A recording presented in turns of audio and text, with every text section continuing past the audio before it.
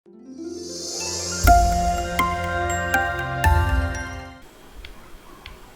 friends, welcome back to Direction E-Learning YouTube channel. എൻ്റെ പേര് ആശിഷ് മാത്യു. അപ്പോൾ ഇത് നമ്മൾ ക്വാണ്ടിറ്റേറ്റീവ് ആപ്റ്റിറ്റ്യൂഡിൻ്റെ 6th പാർട്ടാണ് പഠിക്കുന്നത് അല്ലേ. ക്വാണ്ടിറ്റേറ്റീവ് ആപ്റ്റിറ്റ്യൂഡിൻ്റെ ക്വാഡ്രാറ്റിക് ഇക്വേഷൻ 6th പാർട്ടാണ് പഠിക്കുന്നത്. അപ്പോൾ ഇതിനു മുമ്പ് നമ്മൾ ക്വാഡ്രാറ്റിക് ഇക്വേഷൻ്റെ 5 പാർട്സ് ഓൾറെഡി നമ്മുടെ ഡയറക്ഷൻ്റെ E-Learning യൂട്യൂബ് ചാനലിൽ അപ്ലോഡ് ചെയ്തിട്ടുണ്ട്. ഓക്കെ, അപ്പോൾ അത് കാണാത്തവരുണ്ടെങ്കിൽ അത് കാണുക, ഇമ്പോർട്ടൻ്റ് ആണ്. നമ്മളെല്ലാ വീഡിയോയിലും പറയുന്ന പോലെ ക്വാഡ്രാറ്റിക് ഇക്വേഷൻ ബാങ്ക് എക്സാംസിന് പ്രിപ്പയർ ചെയ്യുന്നവർക്ക് ഇമ്പോർട്ടൻ്റ് ആണ്. ഓക്കെ, കാരണം നമുക്കൊരു മിനിമം 5 ക്വസ്റ്റ്യൻസ് അല്ലെങ്കിൽ മാക്സിമം 5 ക്വസ്റ്റ്യൻസ് നമുക്ക് പ്രിലിംസ് ലെവലിൽ കാണാൻ പറ്റുന്നതാണ്. മെയിൻസ് ലെവലിലും ചോദിക്കാറുണ്ട്. ഓക്കെ, അപ്പോൾ അതുകൊണ്ട് ഇതിൻ്റെ ഇമ്പോർട്ടൻസ് നന്നായിട്ടുണ്ട്. ഓക്കെ, നമുക്ക് സമയം കളയണ്ട, ക്വസ്റ്റ്യൻസിലോട്ട് പോകാം. ഓക്കെ, ഫസ്റ്റ് ക്വസ്റ്റ്യൻ എന്താണെന്ന് നോക്കിയാൽ 2x² + 20x = -50. ഓക്കെ, അപ്പോൾ ഇതിനെ നമ്മളൊന്ന് കറക്റ്റ് ഫോമിൽ എഴുതുവാണെങ്കിൽ വരും 2x² + 20x + 50 = 0. ഓക്കെ, ഇപ്പോൾ ഇവിടെ രണ്ട് ഇക്വേഷൻസിൽ രണ്ട് പ്ലസ് ആണ്, അപ്പോൾ നമ്മുടെ റൂട്ട്സിൻ്റെ ഇക്വേഷൻ മൈനസ് ആയിരിക്കും അല്ലേ. ഇവിടെ നോക്കുക, പ്രോഡക്റ്റ് നമുക്ക് സം അതിൻ്റെ 20 ആയിരിക്കണം. ഓക്കെ, അപ്പോൾ ഏത് നമ്പേഴ്സ് അങ്ങനെയുള്ള പ്രോഡക്റ്റ് 100ഉം സം 20. ഓക്കെ, പോസിബിൾ കേസസ് ഉണ്ടോ എനിക്ക്? 100 എന്ന് പറയുമ്പം ഓക്കെ 20 × 500 ആണ്.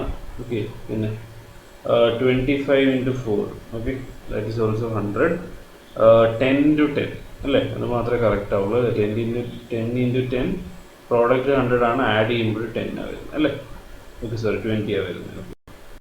ഇവിടെ സ്ഥലത്ത് -10 വരും, ഡിവൈഡ് ബൈ 2 അല്ലേ, കാരണം x² കോഎഫിഷ്യൻ്റ് ഇവിടെ ഈസിയാണല്ലോ. y² 25 ആണെങ്കിൽ y എത്രയായിരിക്കും? +or -5 ആയിരിക്കും അല്ലേ.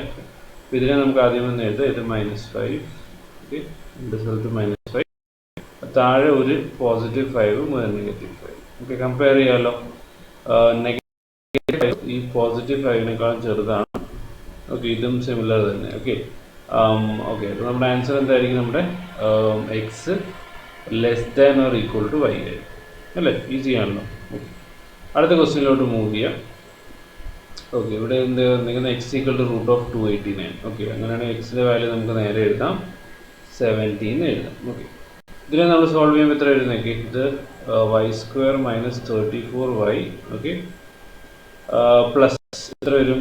ഈ -152 നമ്മൾ ഇങ്ങോട്ട് കൊണ്ടുപോകുമ്പോൾ ആഡ് ചെയ്യും. അതിൽ ആഡ് ചെയ്യുമ്പോൾ എത്ര വരുന്നത്? 289 ആണ് അല്ലേ, = 0. ഓക്കെ, ഈസി ആണല്ലോ. നമുക്ക് വേണ്ട 289ഉം 34. ഓക്കെ, മൈനസ് പ്ലസ് ആണ്, അപ്പോൾ നമ്മുടെ റൂട്ട്സ് ഇവിടെ രണ്ടും പോസിറ്റീവ് ആണ്. ഏതൊക്കെയായിരിക്കും? ഇത് 17 തന്നെ അല്ലേ. ഈ കമ്പയർ ചെയ്യുക, 17 ഈക്വൽ ആണ്. ഓക്കെ, അതുപോലെ തന്നെ ഈ 17 ഈക്വൽ ആണ് അല്ലേ. അപ്പം ഈക്വൽ കേസസ് വരുമ്പോൾ നമുക്കറിയാം നമ്മുടെ ആൻസർ എന്തായിരിക്കും? cannot be determined അല്ലേ. നമ്മുടെ ലാസ്റ്റ് ക്വസ്റ്റ്യനിലോട്ട് പെട്ടെന്ന് മൂവ് ചെയ്യാം. ഓക്കെ, ഇവിടെ ഫസ്റ്റ് കേസിൽ നമുക്ക് ആദ്യമേ റൂട്ട്സിൻ്റെ ഇക്വേഷൻസ് ഇതാ. നെഗറ്റീവ് പോസിറ്റീവ് എന്ന് പറഞ്ഞാൽ രണ്ട് റൂട്ട്സും പോസിറ്റീവ് ആയിരിക്കും.